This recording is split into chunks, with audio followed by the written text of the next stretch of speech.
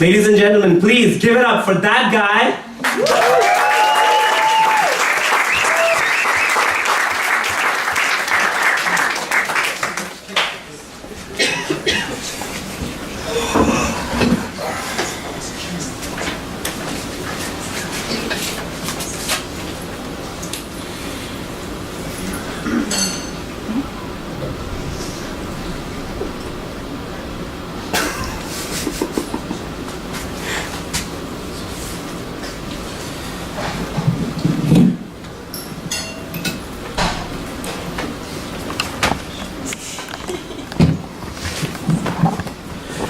Hi, I'm that guy. You may have seen me at that place, doing that thing. I was watching a documentary on Queen Victoria's menstrual cycle, and I'm not usually into period pieces, but it was really good. I was watching it with a friend. She knows a lot about like history of the continent of Europe. She's really cool. She's from one of those countries in Eastern Europe. One of those that's not part of Russia yet. I can't remember the name. There's so many. Oh, it's escaping. But she was telling me this really great story about Julius Caesar and the time that he invaded an orgy. And obviously they conquered the orgy, right? And so he sent a letter back to the Senate in Rome. And the letter, all it said was, I came.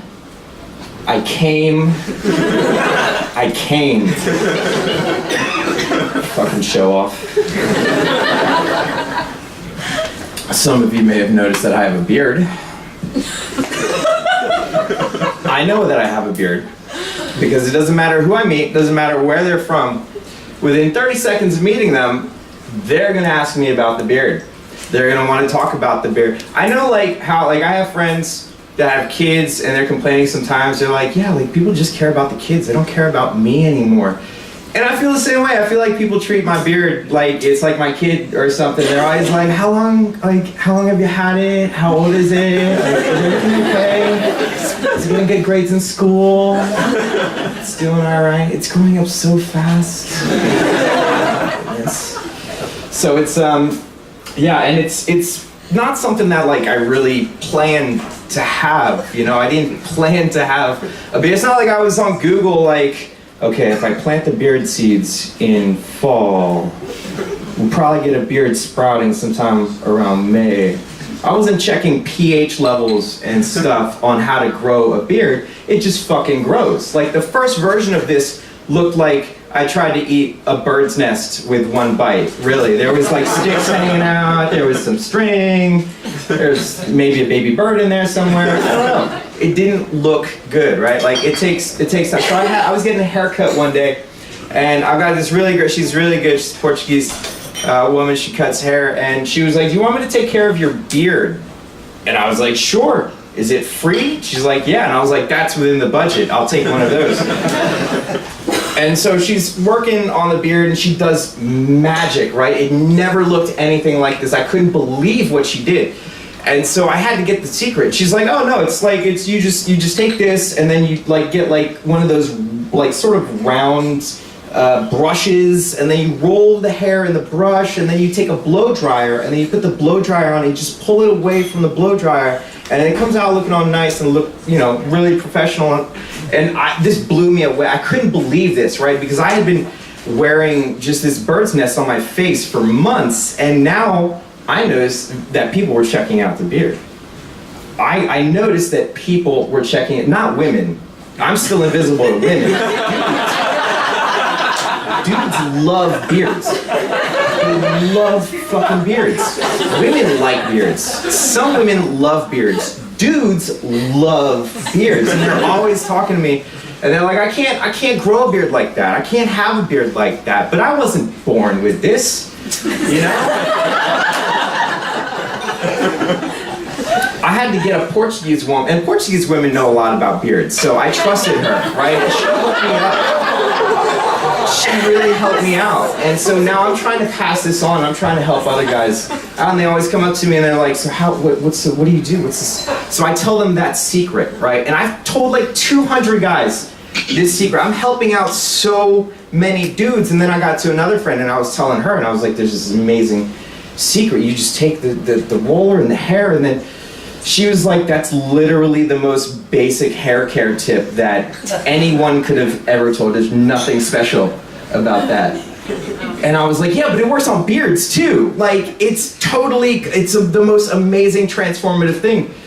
And she was not impressed by that at all. But all the guys loved it. So I'm hoping that we're gonna have a whole bunch of really amazing beards sprouting up next season.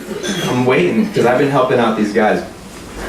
So yeah, like, it's just, it's really, sometimes those arguments get dropped off like that, right? Like, you own somebody. And I was like, yeah, what's your beards too? And she's like, oh, I don't want to talk this anymore. I was talking to my friend Bob, and he was just walking along with me, and I bought a bunch of grapes from the store, and I was complaining because they weren't seedless grapes. I wanted seedless grapes, and Bob was like, if you just pretend that grapes are crunchy, all grapes are seedless grapes.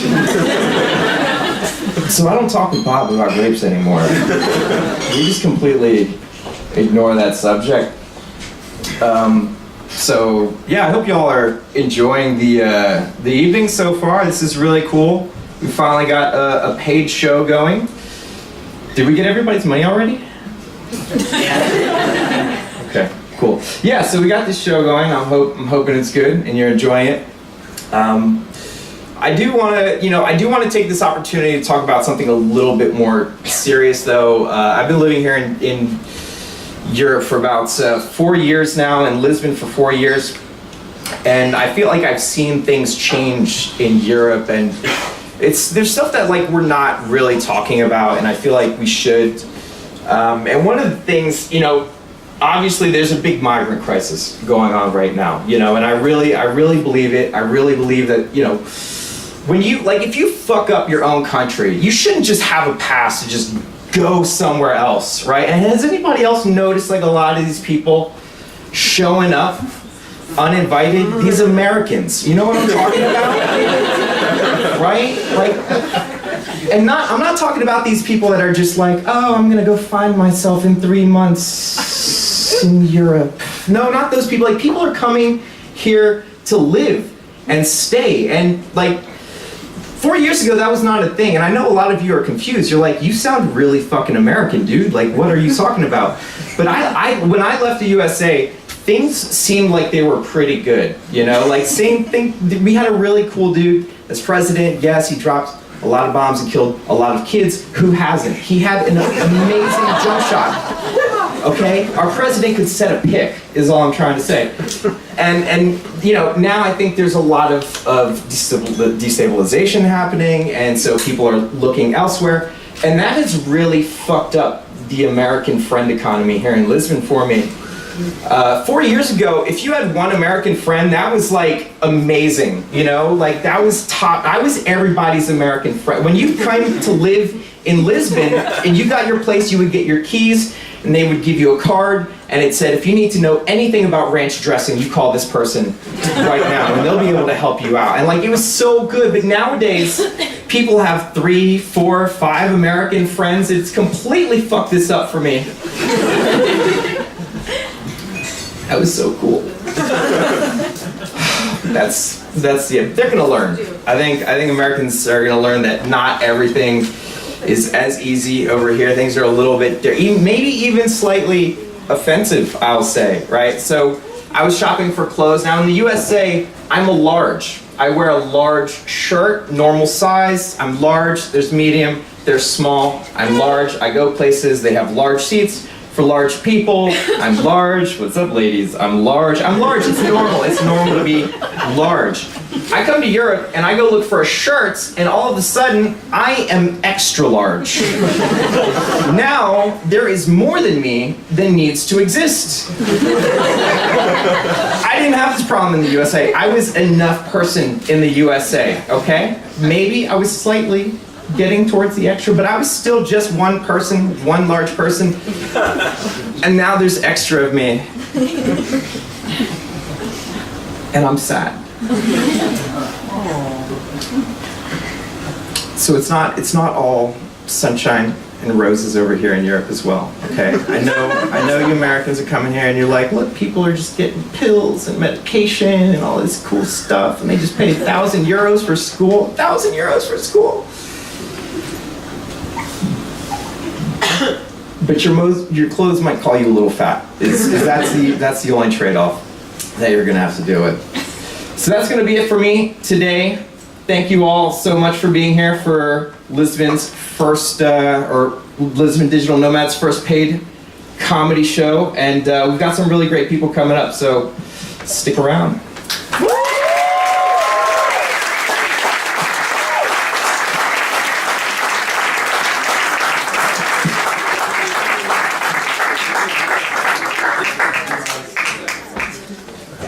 Whoa. Okay, please keep it going for that guy.